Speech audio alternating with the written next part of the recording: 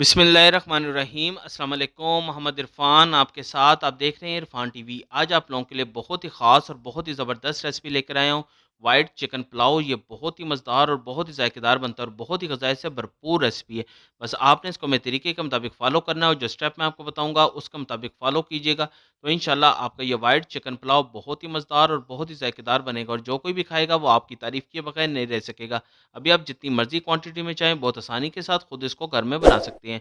तो फिर देर किस बात की, तो चलते हैं हम अपनी रेसिपी की तरफ। जिन चीज़ों की ज़रूरत है साथ-साथ आप नोट कर लीजिए। बिस्मिल्लाहिर्रहमानिर्रहीम। एक कढ़ाई ले लीजिए और इसके अंदर 1 लीटर मैंने ऑयल ऐड किया है। ऑयल जब थोड़ा-सा मीडियम गर्म हो जाए तो फिर इसके अंदर प्याज़ मैंने ऐड किए हैं 250 ग्राम, इसको लच्छेदार मैंने काट लिया था, वो आपने इसके अंदर ऐड कर देने हैं और इसको अच्छी तरह ऑयल के साथ आपने मिक्स कर लेना है ताकि हमारे प्याज़ अच्छी तरह फ्राई हो सकें। तो बस मीडियम आँच के ऊपर रखकर आपने यहाँ तक इसको फ्राई करना है कि इसके ऊपर बहुत ही प्यारा-सा गोल्डन सा कलर आ जाए।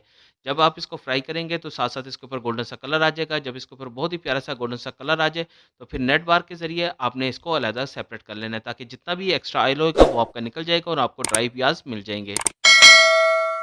तो ये देख लें हमारे फ्राई प्याज़ बिल्कुल रेडी हो चुके हैं, तो इसको मैंने डिश आउट कर लिया है। तो बिस्मिल्लाहिर्रहमानिर्रहीम। एक देचका ले लीजिए और इसके अंदर ऑयल हमें चाहिए होगा 1 कप के करीब, वो आपने इसके अंदर ऐड कर देना है। जब ऑयल थोड़ा-सा मीडियम गर्म हो जाए तो फिर लहसुन अदरक का पेस्ट हमें चाहिए होगा 2 टेबल स्पून। इसकी रेसिपी आपको इरफान टीवी के ऊपर मिल जाएगी और डिस्क्रिप्शन में इसका लिंक भी मैं आपको सेंड कर दूँगा। इसको भी आपने 2 से 3 मिनट अच्छी तरह भून लेना है ताकि लहसुन अदरक का कच्चापन दूर हो जाए और जायका खुशबू इसके अंदर ऐड हो सके। चिकन मैंने लिया है तकरीबन 1.5 किलो और इसको भी अच्छी तरह वॉश करके मैंने थोड़ा-सा ड्राई कर लिया था, वो आपने इसके अंदर ऐड कर देना है और इसको भी लहसुन, अदरक और ऑयल के साथ आपने अच्छी तरह मिक्स कर लेना है, ताकि उसके साथ तमाम का जायका भी चिकन के साथ ऐड हो सके। कड़ी पत्ता में चाहिए होगा 4 पीसेस, वो आपने इसके अंदर ऐड कर देना है और मीडियम आँच के ऊपर रख के ही आपने इसको थोड़ा-सा भून लेना है। जैसे-जैसे आप इसको भूनेंगे इसका कलर चेंज होना शुरू हो जाएगा। जब इसके ऊपर हल्का-सा लाइट व्हाइट सा कलर आ जाए, तो फिर हमें प्याज़ चाहिए होंगे। 250 ग्राम मैंने प्याज़ लिया और उसको लच्छेदार मैंने काट लिया है, वो आपने इसके अंदर ऐड कर देने हैं और इसको भी अच्छी तरह आपने एक दफ़ा मिक्स कर लेना है और इसको 3 से 4 मिनट आपने अच्छी तरह फ्राई कर लेना है, ताकि प्याज़ भी इसका कच्चापन दूर हो जाए और थोड़ा-सा ये नरम हो जाए।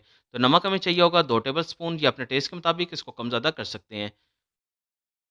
नमक ऐड करने के बाद फिर आपने इसको अच्छी तरह एक दफ़ा मिक्स कर लेना है ताकि नमक भी इसके अंदर अच्छी तरह रच बस जाए। तो हमें खड़े मसाले चाहिए होंगे।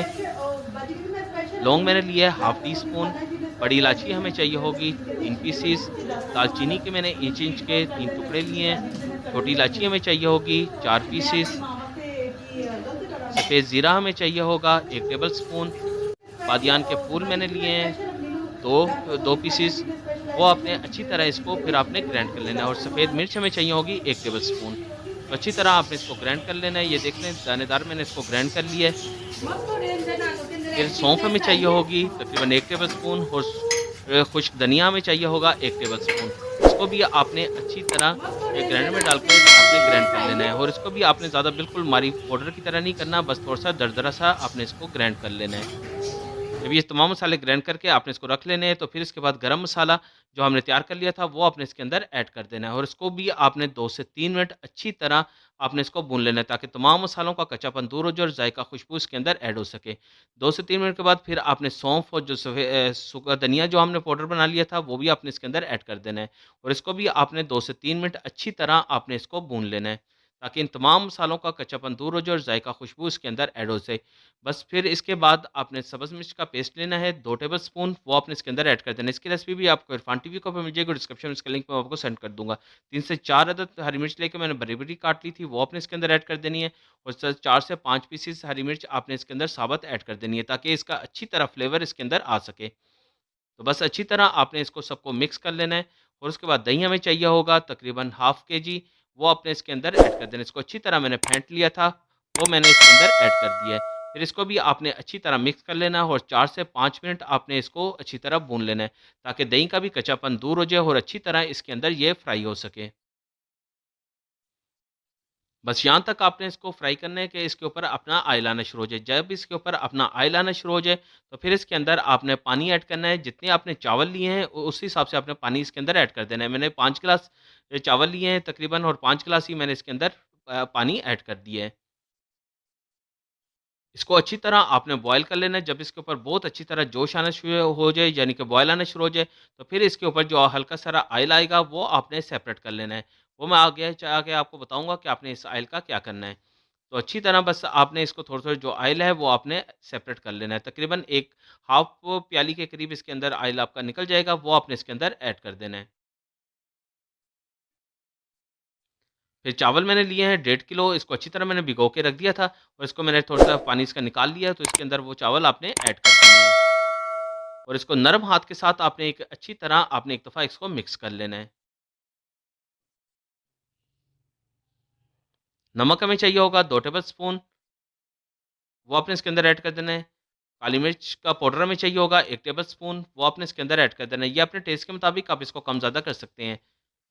नमक और काली मिर्च ऐड करने के बाद अच्छी तरह आपने इसको एक दफ़ा मिक्स कर लेना है ताकि तमाम नमक और स्पाइस इसके अंदर अच्छी तरह मिक्स हो सकें।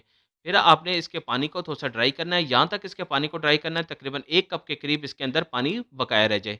तो जब इसके अंदर 1 कप के करीब पानी बकाया रह जाए तो फिर आपने इसको कवर लगाकर 15 मिनट के लिए बिल्कुल लो यानी कि दम वाली फ्लेम के ऊपर आपने इसको रख देना है। 15 मिनट के बाद आपने इसके कवर को ओपन कर लेना है।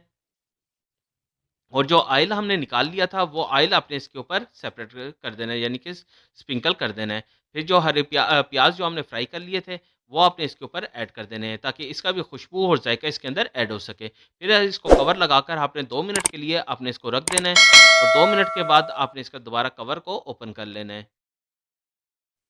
फिर बहुत ही नरम हाथ के साथ आपने इसको एक दफ़ा मिक्स करना है, तो हमारे ये व्हाइट चिकन पुलाव बिल्कुल रेडी हो चुके हैं। आप इसको डिश आउट कर सकते हैं। बहुत ही ज़बरदस्त इसकी खुशबू आ रही है, ज़ायका भी बहुत ही कमाल का है। तो ये देख लें हमारे बिल्कुल व्हाइट चिकन पुलाव बिल्कुल रेडी हो चुके हैं। तो आपसे गुज़ारिश है अगर आपने अभी तक इरफ़ान टीवी को सब्सक्राइब नहीं किया तो इरफ़ान टीवी को सब्सक्राइब कर लीजिए और साथ ही बेल आइकन के बटन को भी दबा दीजिए ताकि आने वाली सबसे आला और म्यारी रेसिपी सबसे पहले आपको मिल सके। ये आप लोगों की तरफ से प्यार, मोहब्बत, खलूस और आप लोगों का इनाम होता है जो हमारे चैनल को सब्सक्राइब और लाइक करते हैं। तो अभी आपको कोई और रेसिपी की ज़रूरत हो तो ज़रूर फीडबैक से बताइएगा। इंशाल्लाह आपकी वो फ़रमाइश भी बहुत जल्दी पूरी कर दी जाएगी। अभी अपना और अपने गिरदो नवा का ख़्याल रखिएगा। मोहम्मद इरफ़ान को इजाज़त दीजिए। अल्लाह हाफ़िज़।